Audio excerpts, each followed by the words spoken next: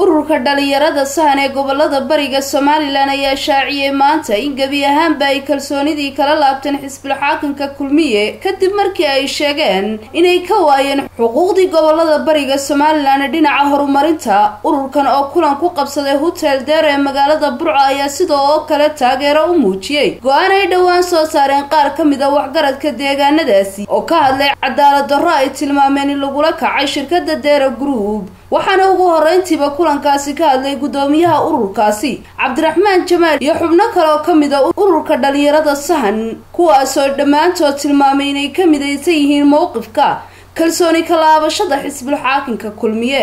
munaasabadan waxaanu kaga hadlaynaa wacyi badan oo na taabtay oo na soo maray haddii aanu nahay dhalinyarada waxgaradka weynta degta gobolada bariga xisbiga kulmiye intuu waxay haayeen meelihii sida aadka u qiimaha badan looga taageersanaa kamay helin wixii ay uga fadhiyeen ay uga baahnaayeen gabi ahaanba kamay helin. sidoo kale tijaarta ka soo jeeda dhammaan gobolada aynu soo tilmaanay iyo guud ahaan Soomaalilandba way ku hungoobeen iyaguna abaalkii ay ka sugayeen xisbiga kulmiye. tusaale ahaan Deer Group waa ka mid waa kuwii ugu badnaa ee kharashka ku bixinayay soo bixitaanka xisbiga kulmiye. dhalinyarada guud ahaan dalka xisbiga kulmiye wax allaale iyo wax faa'iido u qabtay inuu badaha ku laayo maahaane wax kale oo uu qabtay ma jiro. taas annagoo kala midaysan dhalinyarada kale dalka waxaanu garanay dhammaanba haweynta ururka sahan ee dhalinyarada ee gobolada barigu inay iyaguna aanay dib dambe u taageerin xisbiga kulmiye. waxaanu garanay inaanu samayno oo midayno oo meel u wada jeedino gabi ahaanba dhalinyarada bariga Soomaaliland. marka dayac ku yimi gobolada bari ee Soomaaliland dadkiisa iyo dhulkiisa waxaanu isla garanay inaanu gabi ahaanba haddaanu nahay bahweynta dhalinyarada gobolada bari aanu gabi ahaanba ka baxno oo aanu kalsoonidii kala noqono xisbiga xaakimka kulmiye.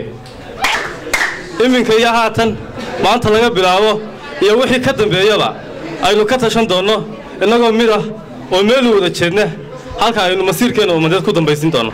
iyadoo ogyahay madaxweynuhu laf dhabartiisa inaanu nahay guri aan ahayn waxba ugu ma qabsoomaan maalinta ay tala ahaato waxaan ku nafaayay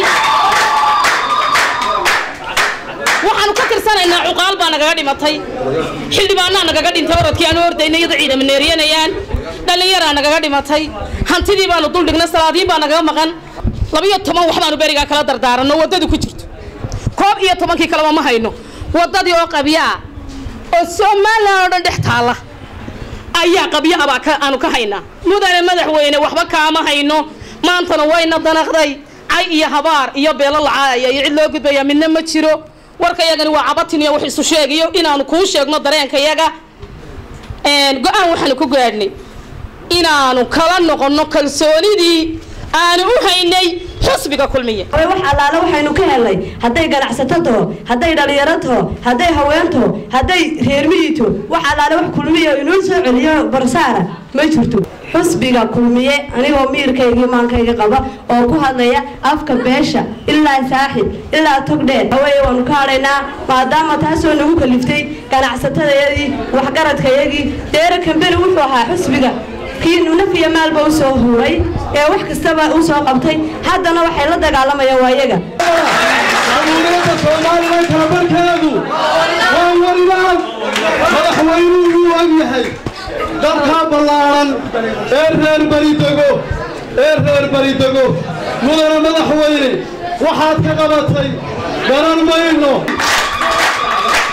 halka waxaanu ka sheegaynaa oo aanu leenahay mudane madaxweyne kalsoonidii kulmiye ee aanu halkaa ku siday waanu dhignay hal xaalaani xalaalo ma dhasho. baaqiyadan maalmihii ugu dambeeyay si soo tarayay ee lagaga soo horjeeday sheerkii lagala laabtay shirkadda Dera Group ee kaydka haamaha shidaalka dekada Berbera. Barwaaqo Aadan Maxmed, shabakada caalamiga Odweyne News, magaalada Burco.